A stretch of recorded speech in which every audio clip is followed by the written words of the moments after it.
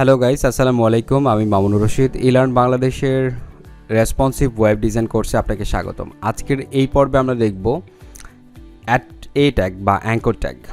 এই ট্যাগটা কীভাবে কাজ করে সেটি নিয়ে আমরা আলোচনা করব। তো এ ট্যাগ যেহেতু বলেছি, তার মানে আমরা কিবোর্ড থেকে শুধুমাত্র এ লিখব এবং ট্যাব প্রেস করব। তার মধ্যে দেখতে পাচ্ছি যে এবার এইচ রেফ দিয়ে এবার ডাবল কোটেশন এসেছে। এটা কেন আসলো? এটাকে বলা হচ্ছে অ্যাট্রিবিউট।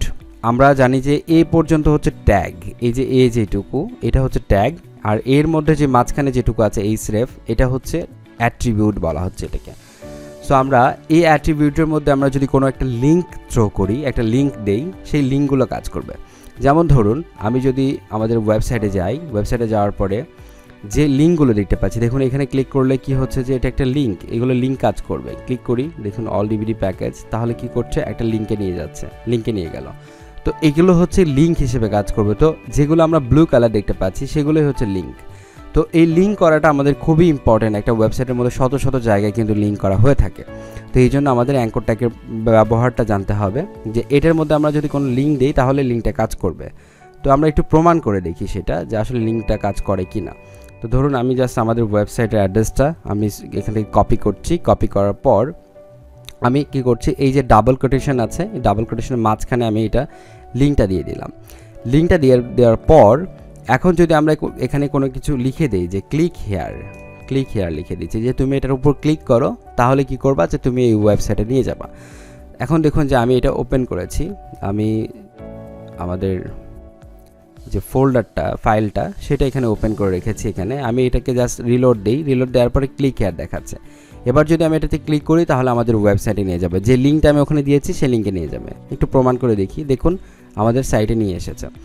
এখন কাজটা হচ্ছে কি, যে আমি ক্লিক করলাম, ক্লিক করার পর এখানেই কিন্তু ওপেন হয়েছে। আমরা কিন্তু এই ক্লিক হেয়ার যেটা আমাদের ট্যাব ছিল সেই ট্যাবটা কিন্তু আমরা দেখতে পাচ্ছি না। তো এখন আমরা চাচ্ছি যে তুমি এটাতে ক্লিক করো, কিন্তু ক্লিক করলে নতুন একটা ট্যাবে তুমি ওপেন হবে। এটা কেটে দিচ্ছি।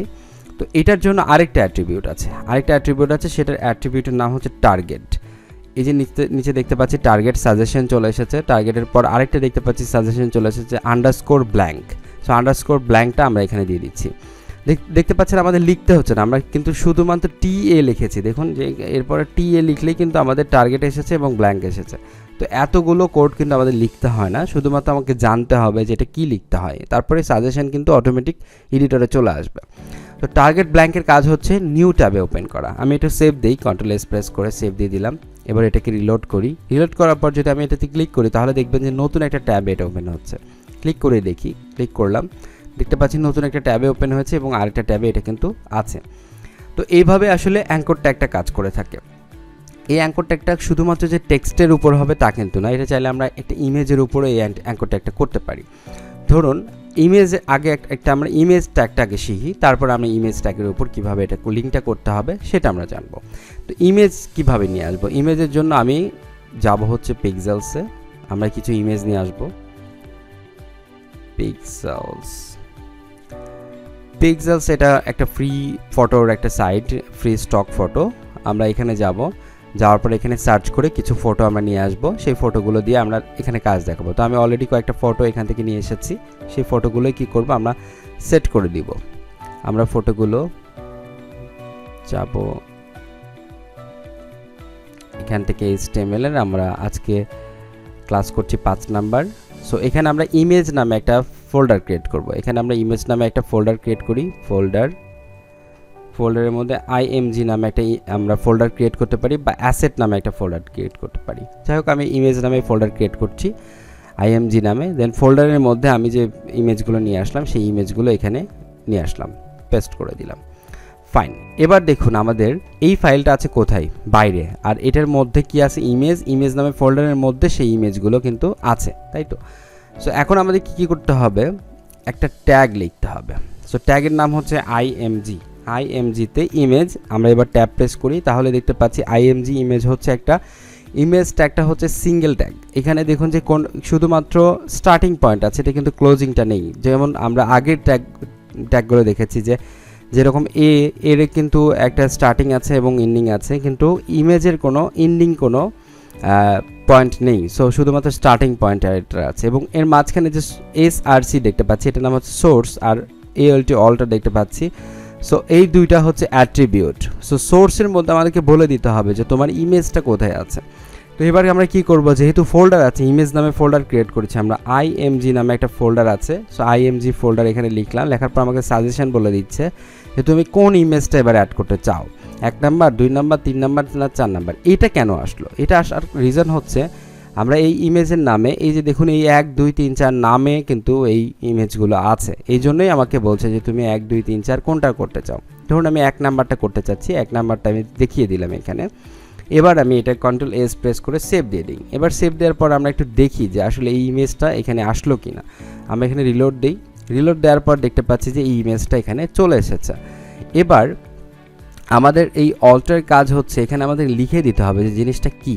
এটা আমরা লিখতে হয় না, মানে লিখতেই হবে এরকম কোনো বাধ্যবাধকতা নেই, তবে বোঝার জন্য লিখে দিতে হবে যে এটা একটা ইমেজ বা এই ইমেজটা কিসের ইমেজ সেটা লিখে দিতে হবে।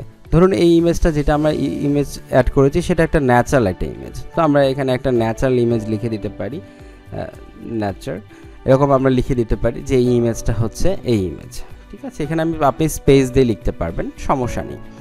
ওকে, তো এই ইমেজটা আমরা এইভাবে অ্যাড করতে পারি। ঠিক আছে, এবার অ্যাড করার পর আমি একটু আগে বলেছিলাম যে আমরা ইমেজে ক্লিক করলে ধরুন ওয়েবসাইটে যাবে, এই ইমেজে কিন্তু ক্লিক করলে দেখুন কোনো কিছুই হচ্ছে না, কিন্তু আমরা এটাতে ক্লিক করলে কিন্তু আমাদের হ্যান্ড চলে আসছে এবং আমরা কিন্তু এই ওয়েবসাইটে যেতে পারছি।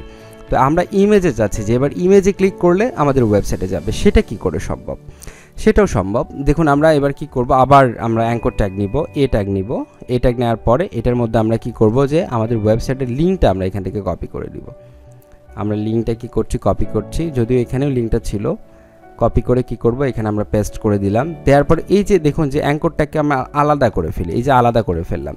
আলাদা করার রিজনটা হচ্ছে যে এটা তো স্টার্টিং পয়েন্ট, আমরা জানি এইটুকু স্টার্টিং পয়েন্ট, যদিও মাঝখানে এটা একটা অ্যাট্রিবিউট আছে, তো অ্যাট্রিবিউট থাক, কিন্তু এই ট্যাগের কিন্তু এই যে আপনার লেস দেন গ্রেটার দেন পর্যন্তই হচ্ছে এটার স্টার্টিং পয়েন্ট। ঠিক আছে, তারপরে এটা হচ্ছে ক্লোজিং পয়েন্ট। তো এটার মধ্যে আমরা কি করব, এই ইমেজটা দিব, এই যে এই ইমেজটা দিব। তো ধরুন আমি অন্য আরেকটা ইমেজ এখানে আমি ইনপুট করি, IMG লিখে ইনপুট করলাম, করার পর এখানে IMG ইনপুট করে আমি জাস্ট 2 নাম্বার যে ইমেজটা সেটা আমি দিয়ে দিলাম। ধরুন এটা থেকেও লিখে দিলাম যেটা একটা ইমেজ। ঠিক আছে, করার পর এখন কি হবে যে এই ইমেজে যদি ক্লিক করা হয় তাহলে এই লিঙ্কে চলে যাবে। এটার মাঝখানে যেহেতু এটা আছে, এটার মাঝখানে ইমেজটা আছে, তো আমরা একটু দেখি কিভাবে কাজ করে আসলে। তো আমরা এখানে যাই, যাওয়ার পর আবার রিলোড দিই, রিলোড দেওয়ার পর দেখতে পাচ্ছি যে এই ইমেজে কিন্তু যখন আমরা মাউসের কার্সার নিয়ে যাচ্ছি তখন কিন্তু আমাদের এটা ইয়েলো কালারই দেখাচ্ছে, কিন্তু এটাতে যখন নিয়ে যাচ্ছি তখন আবার হ্যান্ড শো করছে। তার মানে কি এটার মধ্যে একটা লিঙ্ক আছে, তাই তো? আমি ক্লিক করি, ক্লিক করার পর কি করছে, আমাদের এই ওয়েবসাইটে নিয়ে যাচ্ছে। একটু আগে বলেছিলাম যে নতুন কোনো ট্যাবে নিয়ে যেতে চাইলে আমাদেরকে কি করতে হয়, টার্গেট ব্ল্যাঙ্ক করে দিতে হয়। এই যে টার্গেট ব্ল্যাঙ্ক করে দিতে হয়, তার মানে কি করতে হবে, এই যে এখানে আমাদের অ্যাট্রিবিউট দিতে হবে target blank. So target blank আমি এখানে দিয়ে দিলাম।